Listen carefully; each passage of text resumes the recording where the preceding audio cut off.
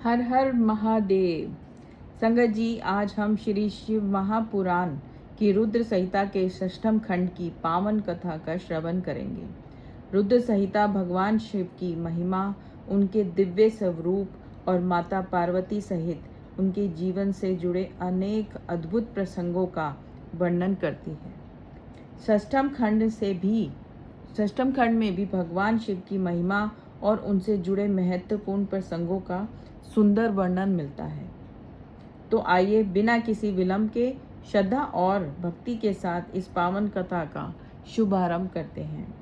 तो संगत जी, सब आप लोग सब मेरे साथ मिलकर बोलिए, हर हर महादेव, हर हर महादेव। देवगणों का शिव के पास जाना। विष्णु भगवान ब्रह्मादिक देवों के साथ लेकर शिवलोक में गए। वहां त्रिनेत्रधारी शिव को देखा। उनकी अपूर्व छटा थी। वे गणों से घिरे हुए थे। पार्वती जी के साथ रत्नमय सिंहासन पर विराजमान थे। उन्हें देखकर विष्णु भगवान को महान प्रसन्नता हुई। वहां होने वाले नृत्य गीत आदि को वे सुनने लगे। फिर वे देवादि देव की स्तुति करने लगे कि हे प्रभु, हम शंखचूड़ से त्रस्त हैं, हमारी रक्षा कीजिए। हे गौरीश, आप प्रसन्न होइए और हमारा उद्धार कीजिए। तब शिवजी जी ने हरि से कहा, मैं शंखचूड़ को भली भांति जानता हूँ। वह राधा के श्राप से राक्षस हुआ है। वह श्री कृष्ण का मित्र है। शिव यह कह ही रहे थे कि तभी राधा सहित कृष्ण जी वहां आए। उन्होंने शिव की अनुकूलता के लिए वंदना की। शिवजी जी प्रसन्न हुए। वे भय रहित हो आनंद को प्राप्त हुए तथा शिव ने शंखचूड़ को मारने का आश्वासन दिया। पुष्पदंत शंखचूड़ वार्ता। इसके बाद भगवान रुद्र ने शंखचूड़ के पास गंधर्वराज चित्ररथ को भेजा। उसका नगर महेंद्र और कुबेर के भवन के पास था। वहां पहुंचकर उसने उस दूत से कहा कि मेरा नाम पुष्पदंत है। तुम या तो देवताओं का अधिकार दे दो या मेरे साथ युद्ध करो। ऐसा शंकर जी का संदेश मैं लाया हूँ। जो विचार हो मुझसे कहो। उसने कहा, यह पृथ्वी वीर भोग्या है। मैं वीर हूँ, शंकर जी से युद्ध करूंगा। देवताओं का भाग नहीं लौटा सकता। मैं कल प्रातः काल ही रुद्रलोक की यात्रा करूंगा। और यह सुनकर पुष्पदंत शिवजी जी के पास लौट आए और उन्हें सारा वृतांत निवेदन किया। यह सुनकर शिवजी जी अत्यंत क्रोधित हुए। उन्होंने अपने वीर भद्रदादी गणों तथा भद्रकाली आदि को बुलाकर शंखचूड़ का वध करने की आज्ञा दी। स्वयं भी अपने वीर गणों के साथ चल दिए। उनके साथ 8 भैरव, 8 वसु, 11 रुद्र, 12 सूर्य, अग्नि, चंद्रमा, विश्वकर्मा, अश्विनी कुमार, कुबेर, यम, नल कुंवर, सभी पार्षद तथा 100 भुजा वाली देवी भद्रकाली आदि सभी चले।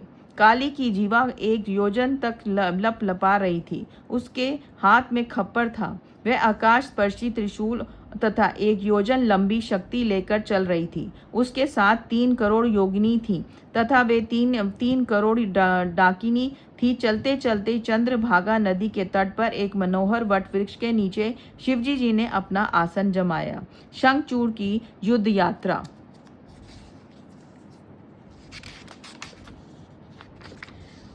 उधर शिवदूत पुष्पदंत के चले जाने पर शंखचूड़ ने सारा वृतांत पूर्व में जाकर तुलसी से कहा कि मैं कल बड़े सवेरे ही युद्ध को जाऊंगा। रात में उसने अपने पति से अनेक बातें की। दोनों स्त्री पुरुष क्रीड़ा करते हुए सुख के सागर में मग्न हुए।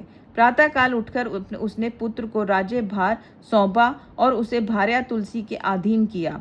फिर रोती हुई प्रिया को समझा बुझा कर सेनापति को बुलाकर सेना तैयार कराई। क्षण भर में ही उसके दुर्मर्द वीर युद्ध के लिए तैयार हो गए।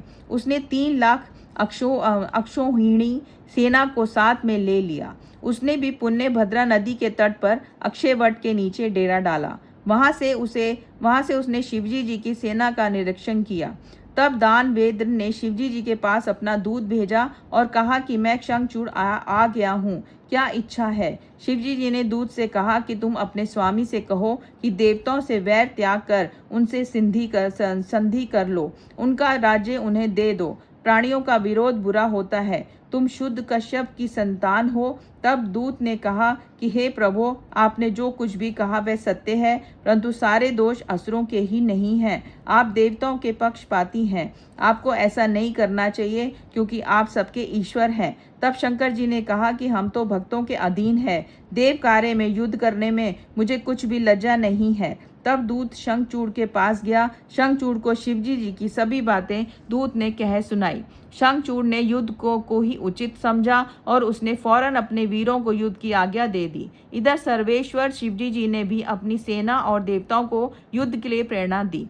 स्वयं भी तैयार हुए। अनेक प्रकार के रण बाग बजने लगे। दोनों पक्षों के वीर भयानक मार काट करने लगे। महेंद्र का वर्ण पर्वा के साथ युद्ध होने लगा। दंभ के साथ विष्णु, कालासुर के साथ कालका, गोकर्ण से हुतासुन, काले से कुबेर, मला से विश्वकर्मा, भयंकर से मृत्यु, संहार से यम, कालिंबक के साथ वरुण युद्ध करने लगे। अभी तक पुत्रों सहित शिवजी जी वक्षमूल में बैठे रहे। उधर सारी सेना निरंतर युद्ध करती रही। अनेक आयुधों का प्रहार हुआ। पृथ्वी कटे हुए वीरों और वाहनों से पट गई।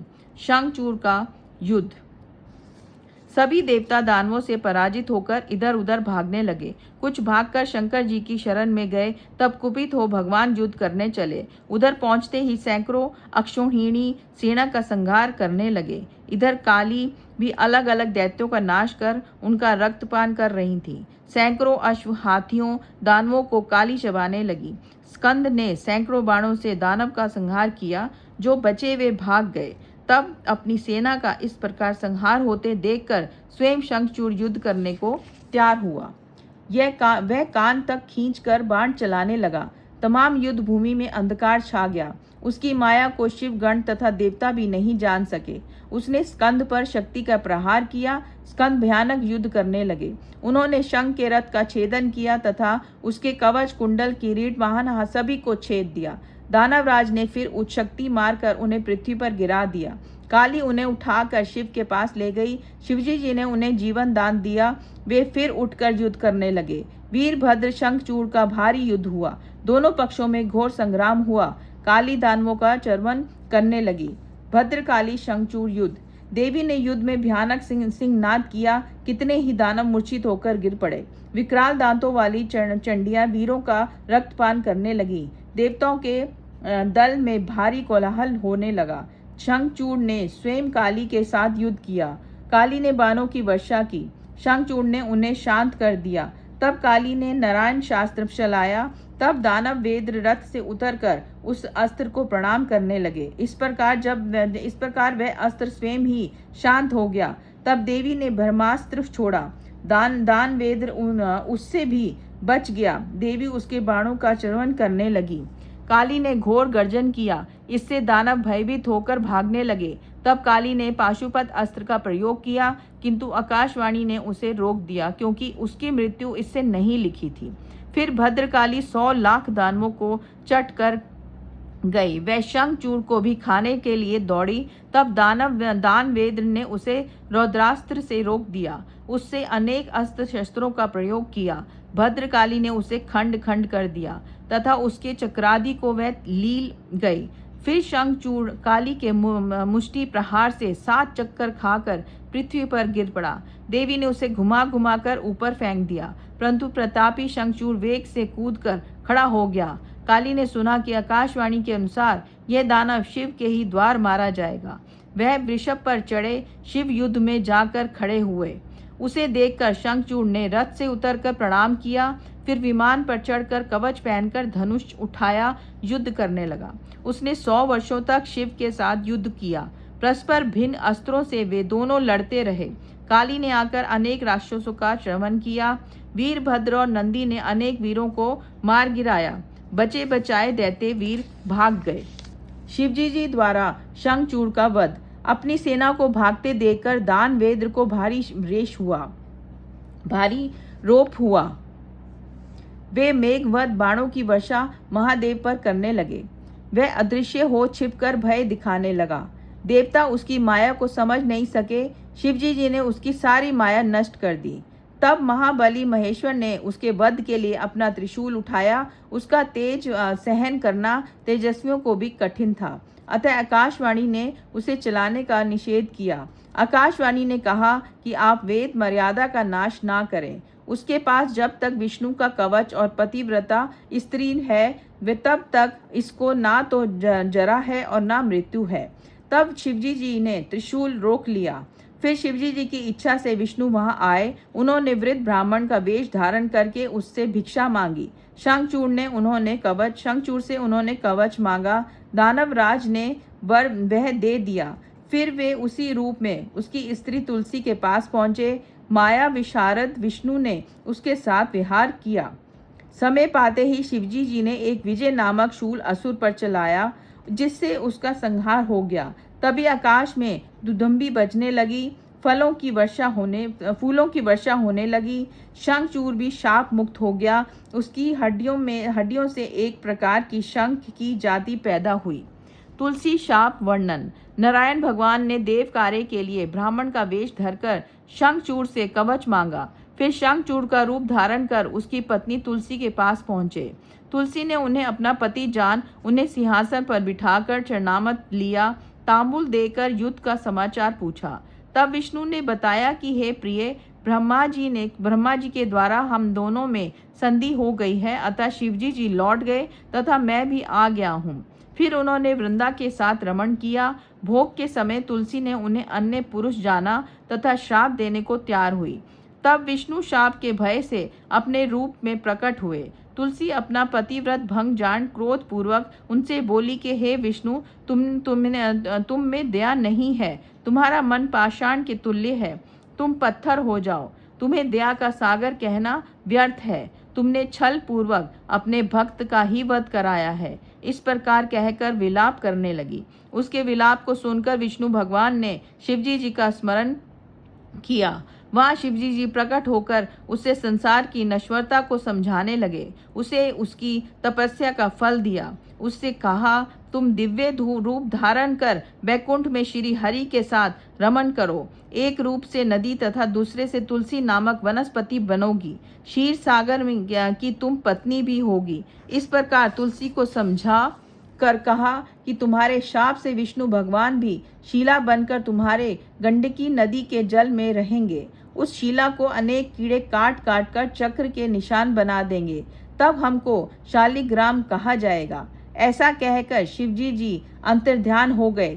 तुलसी देह त्याग कर दिव्य रूप धारण कर विष्णु के साथ बैकुंठ को गए। फिर वह गंडकी नदी होकर बहने लगी। विष्णु जी उसके तट पर पत्थर हो गए। कीड़ों ने काट काट कर उन पर छिद्र कर दिए। वह पत्थर बड़े ही पुण्यदायक हुए। हिरण्याक्ष वध। एक समय भगवान शंकर पार्वती जी के साथ कैलाश से चलकर काशीपुरी में आए। काशी को अपनी राजधानी बनाकर भैरव नामक वीर को उसका रक्षक बनाया और सुखपूर्वक लीला करते हुए वहां निवास करने लगे। इसी प्रकार शिवजी जी मद्राचल पर श्री पार्वती जी के साथ विहार करते रहे। विहार के समय एक बार पार्वती जी ने अपने कमल के समान सुंदर हाथों से भगवान शंकर जी के नेत्र बंद कर दिए। इससे संसार में महा अंधकार फैल गया। तब एक विकराल मुख वाला क्रोध परायण जटाधारी कृष्ण वर्ण बहुत से विकृत रोम वाला अंधा पुरुष उत्पन्न होते ही नाचने लगा। उसके दर्शन से गौरी को बहुत आश्चर्य हुआ। पार्वती जी ने महेश से पूछा कि हे नाथ, ये पुरुष कौन है? तब सृष्टिकर्ता शंकर जी हंसते हुए बोले, हे आर्य, ये तुम्हारा पुत्र ही है। यह अभी तुम्हारे द्वारा मेरे नेत्र बंद करने पर मेरे पसीने की बूंदों से उत्पन्न हुआ है। इसको तुमने ही रचा है, अतः तुम ही सखियों और गणों सहित बुद्धिपूर्वक इसकी रक्षा करो। तब पार्वती जी ने अनेक उपायों से उसकी रक्षा का विधान किया। उसी समय हिरण्याक्ष नामक दैत्य, जो पुत्र कामना से शंकर जी की आराधना करने में लगा हुआ था, शंकर जी उसके तप से प्रसन्न होकर उसे वर देने आए। उसने कहा, प्रभु, मेरे भाई के प्रहलाद आदि 5 पुत्र हैं, परंतु मेरे पुत्र नहीं है। शिवजी जी ने तथास्तु कहकर उसे वरदान दिया। उससे कहा कि मेरा अंधक नामक पुत्र तेरे जैसा ही बलवान है, तू उसे पुत्र रूप में मुझसे मांग ले। तब उस दैत्य ने शिव और पार्वती जी को प्रसन्न कर प्रदक्षिणा की और उसे ही पुत्र रूप में प्राप्त किया। शिवजी जी वरदान देकर अंतर्ध्यान हो गए। हिरण्याक्ष उस पुत्र को प्राप्त कर देव दानव, यक्ष, किन्नर सभी को जीतकर त्रिलोकी का राजा बन गया। देवता उसे पीड़ित होकर व्याकुल हो गए। उन्होंने यज्ञ स्वरूप 12 रूप वाले विष्णु जी की आराधना की। तब विष्णु जी अपनी कराल दारों से प्रहार करके निशाचरों को मारकर चक्र से हिरण्याक्ष का सिर काट दिया। उसके राज्य पर अंधक का अभिषेक किया। फिर पृथ्वी को अपनी कराल दाढ़ों द्वारा उठाकर पाताल से ऊपर लाए। तब प्रसन्न हो सभी देवताओं ने उनकी स्तुति की।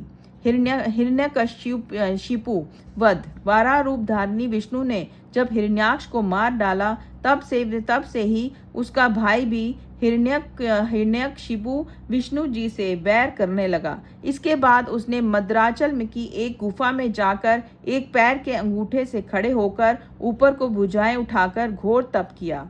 तो हिरण्यकश्यप के तेज से व्याकुल होकर ब्रह्मा जी उसे वरदान देने गए। उसने वर मांगा कि मुझे कभी मृत्यु का भय ना हो और मैं किसी अस्त्र शस्त्र, पाश, वज्र, सूखा वृक्ष, पर्वत आदि से नहीं मरूं। जल, अग्नि भी मुझे ना मार सके। देवता, दैत्य, मुनि, सिद्ध, मनुष्य, पशु कोई भी आपकी सृष्टि का जीव मुझे ना मार सके।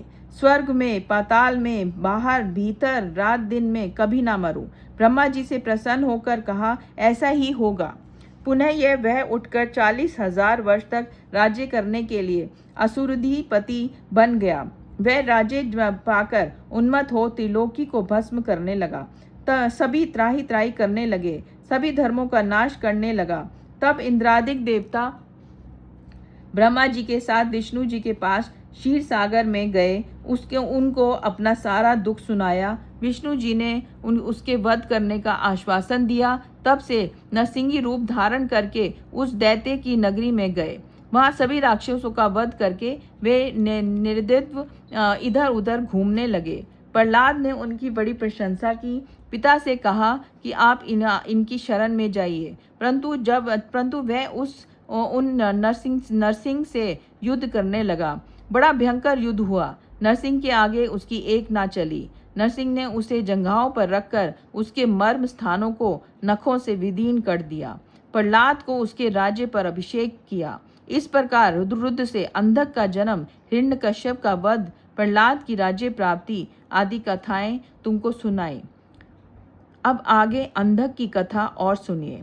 अंधक की कथा। एक समय बिहार में तत्पर हिरण्याक्ष पुत्र अंधक से उसके भाइयों से हंसी करते हुए कहा कि अब तुम्हारा राज्य से क्या प्रयोजन है। तुम्हारा पिता हिरण्याक्ष तो मूर्ख था, जिसने तुम्हारे जैसे नेत्रहीन मृकत रूप वाले पुत्र को शिवजी जी से प्राप्त किया।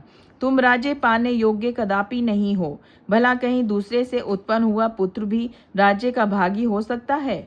राज्य तो हम करेंगे, तुम्हारा अधिकार नहीं है। इसलिए वह बहुत दुखी तथा दीन हुआ और रात्रि में उठकर घोर तप करने जंगल में चला गया। वहां बड़ा भारी उग्र तप किया, परंतु उसका कोई फल नहीं हुआ। फिर वह अपना शरीर अग्नि में जलाना चाहता था। यह देखकर देवताओं को भय तथा आश्चर्य हुआ और वे ब्रह्मा जी के पास पहुंचे। तब ब्रह्मा जी उसे वरदान देने गए। उसने अजर अमरता मांगी और कहा कि मुझे मेरा राज्य मिल जाए, प्रहलाद आदि मेरे भाई भ्रते बन जावें तथा मेरे नैनों में दिव्य ज्योति आ जाए। मैं किसी से भी ना मरूं, चाहे नारायण या स्वयं शंकर जी ही मुझे क्यों ना मारें। पर इस पर ब्रह्मा जी ने कहा कि यह संभव नहीं होगा, तुम कोई दूसरा वरदान मांगो। फिर उसने कहा कि अच्छा, अन्य सभी बातें तो मुझे मिले ही हैं, परंतु शिव जी को छोड़कर मुझे अन्य कोई ना मार सके। ब्रह्मा जी ने तथास्तु कहा। तब तो वह घर आया, अपना राज्य प्राप्त किया। प्रहलाद आदि भी उसके भक्त हो गए। वह वैभव संपन्न हो करोड़ों वर्षों तक राज्य करता रहा। फिर वह दुष्ट संगति में पड़ गया। मदान्ध होकर वे वेद मार्ग छोड़ दिया। उसने पुत्रों, ब्राह्मणों, गुरुओं का त्याग कर दिया। एक समय वह मद्राचल पर गया। वहां एक महल बनाकर उसने विहार करने लगा। तभी उसके मंत्रियों ने बताया कि एक जटाजूटधारी पुरुष के पास सर्वांग सुंदरी स्त्री है, उसे लेने तुम चलो। परंतु उसने स्वयं ना जाकर मंत्रियों को भेजा। तब दुर्योधन, वैधव, हस्ती आदि मंत्री जटाजूटधारी शिवा के पास पहुंचकर शिवजी जी का मजाक बनाने लगे। तथा उनकी भार्या पार्वती को मांगने लगे। उनकी यह बात सुनकर शिवजी जी ने हंसकर कहा कि मैं तो योगी हूँ, सबका स्वामी हूँ और पाशुपत व्रत कर रहा हूँ। ये मेरी शक्ति सर्वसमर्थ है, उससे जो चाहे सो कहो और मांगो। तब यह सब वृतांत उन्होंने अंधक को सुनाया। अंधक क्रोधित हो उठा। उसके बाद वह अंधक क्रोध में पागल होकर मदिरा पान करके नेत्रों को घुमाता हुआ हाथों के समान गति से सेना के साथ शिवजी जी के पास युद्ध करने को चला। वहां शिव के वीरों ने गुफा का मार्ग बंद कर रखा था। शिवगणों से मार खाता हुआ वह अंधक कामाग्नि से दग्ध होकर आगे बढ़ा। शिवगणों ने उसे वीरों के साथ मार कर भगा दिया। उस समय भारी युद्ध हुआ। मांस चर्बी पीकर गीदड़ आनंद करने लगे। रुधिर की कीच मच गई। उन्होंने पार्वती से कहा, देखो इस संसार की क्या विलक्षण गति है। स्त्री के प्रसंग से कभी कभी अपनों से ही युद्ध करना पड़ता है। कहाँ तो मैं पशुपत व्रत पूर्ण करने आया था, कहाँ ये दूसरा व्रत करना पड़ रहा है। आओ कहीं दूसरे वन में चलें। ऐसा कहकर शंकर जी दूसरे वन में चले गए, परंतु पार्वती जी उसी वन में रह गईं। वह शिवजी जी की प्रतीक्षा में मंदराचल पर ही स्थित रहीं। वीरक गण उनकी रक्षा से तत्पर रहा। उसी समय एकाकी गुफा में काम पीड़ित अंधक घुस गया। 505 रात दिन तक उसने खाना पीना निद्रा त्याग कर निरंतर युद्ध किया। शस्त्रों से भयानक युद्ध हुआ। वीरक को घेर लिया। तभी देवताओं की शक्तियां पार्वती जी के पास आकर बैठ गईं। उन वीर वेशधारी देवताओं की शक्तियों के द्वारा रण भेरी बजाई गई। उन वाघों को सुनकर वीरक सचेत होकर युद्ध करने लगा। तभी नारायणी ब्राह्मी गौरी इंद्रानी देवियां आयुधों से युद्ध करने लगी। सबके वीरक को सेनापति बनाया। सखियों सहित पार्वती जी ने अपूर्व युद्ध किया। 1000 वर्ष बाद शंकर जी वहां आ गए। फिर उस दैत्य ने शंकर के पास संदेश भेजकर पार्वती जी की मांग की। शंकर ने अत्यंत क्रोध करके दूत को समझाकर युद्ध का संदेश भेज दिया। तब महाबली गिल नामक राक्षस को आगे करके वह अंधक शिवजी जी से लड़ने आया। उसने गुफा पर वज्र का प्रहार कर पार्वती जी पर वज्र का प्रहार किया। सेना ने शंकर जी की गुफा को तोड़ डाला। तब शंकर जी ने विष्णु आदि देवताओं को बुलाकर भूत गणों के साथ दारुण युद्ध छेड़ दिया। उस युद्ध में विध्वंस नामक दैत्य के पेट में ब्रह्मा विष्णु इंद्र सूर्य चंद्रमा आदि समस्त देवता चले गए। केवल एक वीरक नाम का गण शेष रह गया। शंकर जी ने तब सामदेव का गान किया। फिर सूर्य के समान अपने प्रकाशित शरीर से अट्टहास किया। इस बीच वह दैत्य नदी को भी निगल गया। तब तो शिव महा क्रोध करके युद्ध में आए। शिव ने तीर बाणों से विध्वंस को मारकर सभी देवताओं को उगलवा लिया। फिर भयंकर युद्ध हुआ। शुक्राचार्य मरे हुए दैत्य को जिंदा कर रहे थे। शंकर जी फल के समान शुक्राचार्य को निगल गए। इससे दैत्यों का बल क्षीण हो गया। दैत्यों को देवताओं ने मार मार कर व्याकुल कर दिया। सभी देवताओं ने उस दैत्येंद्र को मारा। उसका शरीर जर्जर हो गया। तब उसने शिव की स्तुति की तो शिवजी जी ने गदगद होकर उसे गणपति का पद दिया। युद्ध समाप्त हो गया। भगवान शिव पार्वती के साथ अपनी गुफा में प्रवेश कर गए। शुक्राचार्य की मुक्ति।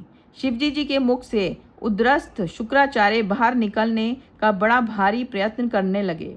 उन्होंने शिव के पेट में से बाहर निकलने को अनेक छिद्रों को तलाश किया, परंतु कोई छिद्र उन्हें ना मिला। फिर शुक्राचार्य शिव के मंत्र को जपते जपते शिव के वीर्य रूप से उनके लिंग मार्ग से बाहर आए। शिवजी जी को प्रणाम किया। पार्वती ने पुत्र मान उन्हें विघ्न रहित कर दिया। शुक्राचार्य को देख दया सागर शिवजी जी बोले, हे भृगुपुत्र, तुम जिस प्रकार मेरे लिंग द्वारा मेरे शुक्र होकर निकले हो, इस कर्म से तुम्हारा नाम शुक्राचार्य होगा। शुक्राचार्य को मृत संजीवनी विद्या की प्राप्ति की कथा। शुक्राचार्य ने मृत संजीवनी विद्या को कैसे प्राप्त किया और वह कथा सुनो।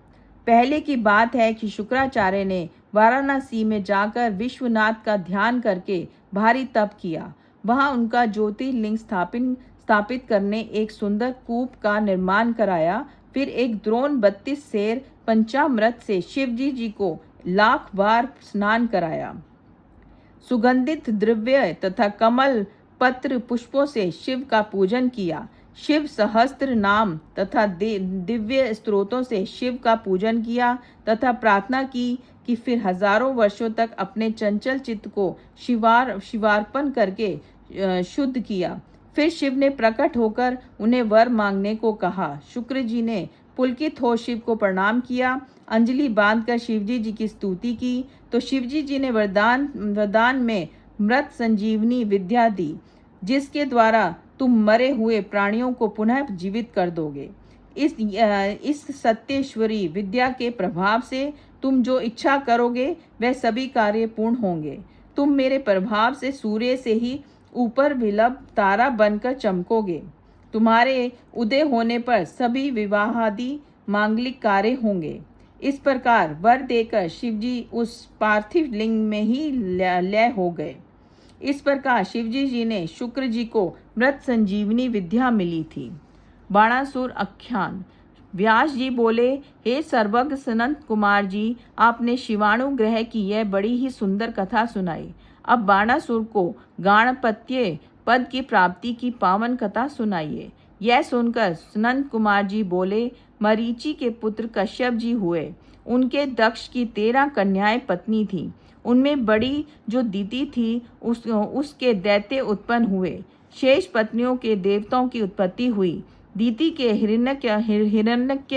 हिरण्यशिपु और हिरण्याक्ष 2 महाबली राक्षस उत्पन्न हुए। उनमें बड़े हिरण्यशिप के हल्लाद, अनुहाद, संहाद तथा प्रहलाद 4 पुत्र हुए। इसमें छोटा पुत्र प्रहलाद के बड़ा जितेंद्रिय और विष्णु भक्त विरोचन हुआ, जिसने अपना सिर काटकर दान में इंद्र को दे दिया था। उसका पुत्र बलि ही बड़ा दानी था। उसने वामन भगवान को सारी पृथ्वी दान में दे दी थी। उसका पुत्र महादानी शंकर का भक्त बाणासुर हुआ। उसने तीनों लोकों को जीतकर शोणित नाम की नगरी बसाई थी। एक समय उस दैत्य ने वाक द्वारा शंकर जी को तांडव नृत्य से प्रसन्न किया था। शंकर जी ने दया दृष्टि की, वरदान मांगने को कहा। उसने भक्ति पूर्वक प्रणाम करके गणों के साथ उनके अपने पास ही निवास मांगा। भक्त वत्सल शिव उसके पास ही गणों सहित निवास करने लगे। एक समय उस शोणितपुर के पास बहती हुई नदी के तट पर शिव ने लीला की। गान नृत्य हुआ। सभी देवता अप्सराएं आए। फिर जल क्रीड़ा प्रारंभ हुई तो शिव ने पार्वती जी को कैलाश से बुलाया।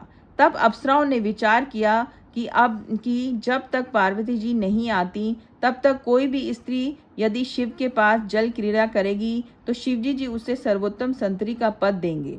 यह विचार कर बाणासुर की पुत्री उषा ने शिव का स्पर्श करने के लिए पार्वती जी का रूप बनाया। जब तक पार्वती जी वहां आ गईं, उन्होंने बाणासुर की पुत्री उषा का भाव जान लिया। तब गिरिजा उषा से बोली, अरे तुमने मेरा स्वरूप क्यों बनाया? अच्छा तो तू इसी कार्तिक मास में ही ऋतु वाली हो जाएगी और वैशाख शुक्ला द्वादशी की अर्धरात्रि को तुझे सोती हुई के साथ कोई पुरुष संभोग करेगा, फिर तू उसी की पत्नी होगी। यह कहकर पार्वती जी शिव के साथ जल क्रीड़ा से तत्पर हुई। फिर वे दोनों अंतर्ध्यान हो गए। उषा का चरित्र। एक समय बाणासुर ने शिव को प्रसन्न किया। उसने शिवजी जी से कहा कि प्रभु, आपने मुझे जो ये 1000 भुजाएं दी हैं, इनसे मुझे क्या लाभ? बिना युद्ध से के इनका मुझे क्या उपयोग? मैंने यम, कुबेर, इंद्र सभी को जीत लिया है। आपको छोड़ सभी देवता जीत लिए हैं। अब आप भी मुझसे युद्ध करिए। उस पर मेरी भुजाएं शत्रुओं के शस्त्रों से जर्जरित होकर पृथ्वी पर गिरेंगी, जिससे मेरे मनोरथ पूर्ण होंगे। यह सुनकर शंकर जी क्रुद्ध होकर उससे बोले, अरे अहंकारी, तुझे धिक्कार है। भक्तवर, बलि के कुल में पैदा होकर तुझे यह उचित नहीं है। तू शीघ्र ही अपने अहम की शांति पाएगा। किसी बलवान से अकस्मात तेरा युद्ध होगा और तेरी ये पर्वतकार भुजाएं कट कट कर पृथ्वी पर गिर पड़ेंगी। जब तेरी स्थापित शस्त्रशाला से में उत्पात होगा, तब जानना कि तेरा दुष्कर समय निकट है। यह सुनकर बाणासुर ने दिव्य पुष्पों से शंकर जी का पूजन किया और प्रणाम करके लौट आया। एक समय बाणासुर अपनी ध्वजा को देख प्रसन्न हुआ और सोचने लगा कि ऐसा कौन पराक्रमी है जो मुझसे युद्ध करे। उसी समय काल वहां आ पहुंचा। बाणासुर की पत्नी वहां सुंदर वेश में खड़ी थी। वैशाख का महीना था। वह रात्रि में विष्णु का पूजन करती थी। रात्रि को वह गुप्त अंतपुर में सो रही थी। तब मायावश कृष्ण का पुत्र उसके साथ जबरदस्ती संभोग कर पुनः द्वारका लौट गया। तब अपने को दूषित जान सखियों से अपने शरीर त्याग की बात करने लगी। इस पर कुष्मांड की पुत्री चित्रलेखा ने उषा को पूर्व का वृतांत सुनाया। तब तो वह उस गुप्तपति को प्राप्त करने का उपाय सोचने लगी। तब चित्रलेखा ने एक वस्त्र पर सभी देवता, गंधर्व, सिद्धों, नागों आदि के चित्र बनाए। मनुष्य में उत्तम राम, कृष्ण, अनिरुद्ध प्रभृतियों के सुंदर चित्र भी खींचे। तब अनिरुद्ध के चित्र को देखकर उषा लज्जित हो गई। उसने चित्रलेखा को बताया कि इसी ने मेरा मन चुराया है। तब चित्रलेखा ने उसका नाम, वंश आदि बतलाकर उसकी प्रशंसा की। तो वह अनिरुद्ध पर मोहित हो गई और उसे पाने की उत्कंठा दिखाने लगी। इस पर ज्येष्ठ कृष्ण चतुर्दशी को चित्रलेखा द्वारका पहुंची। चित्रलेखा ने योग द्वारा अंधकार करके अनिरुद्ध को शैया सहित उठा क्षण मात्र में ही शोणितपुर आ गई। उषा ने आश्चर्यचकित हो उससे काम क्रीड़ा करना आरंभ किया। त्यों ही इसकी जानकारी सबको हो गई। द्वारपालों ने यह सूचना बाणासुर को दी। कन्या का ये दूषण कर्म देख बाणासुर को महान आश्चर्य हुआ। बाणासुर का युद्ध तथा उषा का विहार। इसके पश्चात बाणासुर ने वहां जाकर अनिरुद्ध को देखा और क्रोध करके उस लीला युक्त अपूर्व सुंदर पुरुष से बोला, तूने मेरी पुत्री को दूषित किया है, तू युद्ध को तैयार हो जा। उसने सैनिकों को आदेश दिया, वह अनिरुद्ध को पकड़कर बाहर लाए। तब अनिरुद्ध उन्हें सबको मारकर पुनः उषा के पास अंतरपुर में चला गया। बाणासुर के कुशल मंत्री युद्ध प्रवीण कुष्मांड को युद्ध करने भेजा। अनिरुद्ध शिवजी जी से रक्षित था। कुष्मांड उसे ना जीत सका तो बाणासुर स्वयं युद्ध करने आया। वह घोड़े पर सवार था। उसने अनिरुद्ध को नाग पाश में बांधकर एक पिंजरे में डाल दिया। फिर क्रुद्ध हो उसका सर काटने को तैयार हुआ और बोला, इसने मेरे कुल को दूषित किया है, बलात्कार का यही फल इसे दूंगा। तब आकाशवाणी हुई कि हे बाणासुर, तुम शिव भक्त हो, तुम क्रोध मत करो। शिवजी जी सबके ईश्वर हैं, नहीं तो तुम्हारा सर्वनाश कर देंगे। यह सुनकर वह शांत हो गया। रात्रि में अनिरुद्ध में दुर्गा की वंदना की। उन्होंने प्रकट होकर उसका पिंजरा काट डाला। उसने अनिरुद्ध को बंधन मुक्त कर दिया। तब वह पुनः बाणासुर की पुत्री उषा के पास पहुंच गया। कृष्णादि युद्ध वर्णन। इधर द्वारका में अनिरुद्ध के चले जाने पर स्त्रियों का रोना सुनकर श्री कृष्ण को महान दुख हुआ। पश्चात नारद जी के द्वारा अनिरुद्ध को बाणासुर के द्वारा बांधे जाने का समाचार सुना। तब तो श्री कृष्ण द्वारका से यादवों की भारी सेना लेकर युद्ध के लिए चले। 18 अक्षौहिणी सेना के साथ श्री कृष्ण ने शोणितपुर को घेर लिया। बाणासुर भी उनसे युद्ध करने चला। साथ ही भक्त की रक्षार्थ सदाशिव भी उनके साथ चले। कृष्ण और शिव का अद्भुत युद्ध हुआ। श्री कृष्ण ने शिव के साथ प्रद्युम्न का कुष्मांड से, कूप का कर्ण से, बाण के पुत्र का सांब से, बाण का सात्विक से युद्ध हुआ। ब्रह्मास्त्र आदि सभी का प्रयोग हो रहा था। शिव के तेज से कृष्ण के सैनिक ठहर नहीं पा रहे थे। श्री कृष्ण ने शीतला नामक ज्वर को छोड़ा। शिवजी ने उस ज्वर को शांत कर दिया। इससे कृष्ण को भारी विस्मय हो गया। फिर सबने श्री शिव की स्तुति की। फिर श्री कृष्ण ने कहा, हे प्रभो, आपकी आज्ञा से बाणासुर की भुजाएं को काटने आया हूँ। आप संग्राम में लौट जाइए, मुझे आज्ञा दीजिए, मैं उसे मारूंगा। तब शिवजी जी ने कहा कि सत्य है, मैंने बाणासुर को श्राप दिया है, आप इसे मारिए। तब श्री कृष्ण ने जी भ्रण करके बाणासुर की भुजाओं को काट दिया। जब उसकी 2 भुजाएं शेष रह गईं, तब बाणासुर श्री कृष्ण को अंतरपुर में ले गया और वहां अपनी कन्या को अनिरुद्ध को देखकर रत्नादि का महान दहेज दिया। श्री कृष्ण का महान स्वागत किया। श्री कृष्ण अपनी पौत्र वधू और पौत्र को साथ लेकर कुटुंब सहित द्वारका आए और वहां भारी उत्सव किया। बाणासुर को गाणपत्य पद की प्राप्ति। फिर बाणासुर अपना अज्ञान समझकर शिवजी जी के पास जाकर रोने लगा। उसने हस्तपद न्यास युक्त तांडव नृत्य किया। शिवजी जी ने प्रसन्न होकर वर मांगने को कहा। उसने शोणितपुर का राज्य उषा के पुत्र को मांगा और अपना दैत्य वंश से विनाश मांगा। शिवजी जी ने उसे गणपत्य पद प्रदान किया। गजासुर वध वर्णन। जब देवों के हित में देवी ने महिषासुर का वध किया तो उसके वीर पुत्र गजासुर ने उग्र तपस्या करके ब्रह्मा जी को प्रसन्न किया। उसने तीनों लोकों सहित सबको जीतकर उनके तेज का हरण कर लिया। उसने देवताओं को अपने चरणों में गिराकर प्रणाम कराया और सबको प्रचंड आज्ञा देकर महेंद्र पर्वत पर रहने की आज्ञा दी। फिर वह विषय लोलुप हो गया।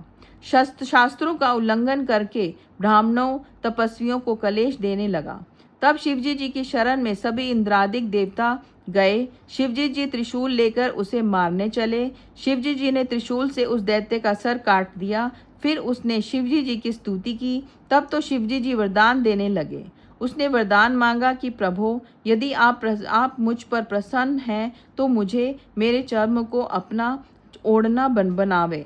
तब शिवजी जी ने उसे तथास्तु कहकर उसके लिए काशी में ज्योतिर्लिंग बनाया। गजासुर के वध से देवता शांत हो गए। निहाय वध। जब भगवान विष्णु के द्वारा दिति का पुत्र मारा गया तो दिति को महान दुख हुआ। तब निहारे ने आकर दिति को बड़ा आश्वासन दिया और देवताओं को जीतने का विचार किया। उसने ब्राह्मणों को कारण मानकर उनका विनाश करना प्रारंभ किया। काशी को ब्राह्मणों का मुख्य स्थान मानकर उसमें प्रथम ब्राह्मण वध करने चला। निर्हाय काशी में ब्राह्मणों की हत्या करने लगा। दिन में मायावी मुनियों की तरह ध्यान लगाकर मुनियों के मध्य बैठ जाता। रात्रि में ब्राह्मणों की पर्णशाला में जाकर उन्हें चीर कर खा जाता। एक बार शिवरात्रि के दिन एक शिव भक्त को खाने चला। वह शिव मंत्र कवच पहने था, अतः उसे वह खा ना सका। शिवजी जी ने प्रकट होकर उसे मुष्टि प्रहार करके मार दिया। बिंदल उत्पल नामक दैत्यों का विनाश। हे व्यास जी, बिंदल तथा उत्पल नामक दो दैत्य थे। उन्होंने तप द्वारा यह वरदान मांगा था कि हम किसी से ना मरे। वरदान पाकर वे महाअभिमानी हो गए। उन्होंने अपनी भुजाओं से सारे ब्रह्मांड को जीतकर वश में कर लिया। फिर संपूर्ण देवताओं को भी युद्ध में परास्त कर दिया। देवताओं ने दुखी होकर ब्रह्मा जी के पास अपना दुखड़ा सुनाया। यह सुनकर ब्रह्मा जी बोले, देवताओं, यह दोनों दैत्य जगत जननी पार्वती जी से मारे जाएंगे। तुम धैर्य धारण कर शिवजी जी का ध्यान करो, वे भक्त भयधारी हैं। फिर नारद जी उन दैत्यों के पास पहुंचे और उनसे पार्वती जी के रूप की प्रशंसा की, क्योंकि उन्हें भगवान शंकर की प्रेरणा ऐसी ही थी। यह सुनकर वे दैत्य काम पीड़ित होकर पार्वती जी को हरण करने की योजना बनाने लगे। एक समय की बात है, पार्वती जी अपनी सखियों के साथ गेंद खेल रही थीं। दैत्य मायावी होकर शिव गणों के रूप में उतर कर आए और पार्वती जी से कटाक्ष करने लगे। महादेव जी उन्हें जान गए कि दोनों दैत्य हैं। ये सभी मायावियों की चाल उन्होंने पार्वती जी को इशारे से समझा दी। यह सुनकर पार्वती जी ने खेल खेल में ही अपनी गेंद उन दैत्यों पर मारी। गेंद लगने की देर ना थी कि वे दोनों दैत्य चक्कर काटकर पृथ्वी पर गिर पड़े और उनके प्राण निकल गए। तब तो वह गेंद लिंग रूप से दर्शन देने लगी। यह स्थान ज्येष्ठेश्वर के पास कंदेशकेश्वर के नाम से प्रसिद्ध हो गया। शिवलिंग के प्रकट हो जाने पर ब्रह्मा, इंद्र, विष्णु आदि सभी देवता आए और भगवान शिव को प्रणाम कर स्तुति करने लगे। रुद्र संहिता का 6वां खंड समाप्त। हर हर महादेव, हर हर महादेव। ओम नमः शिवाय, ओम नमः शिवाय।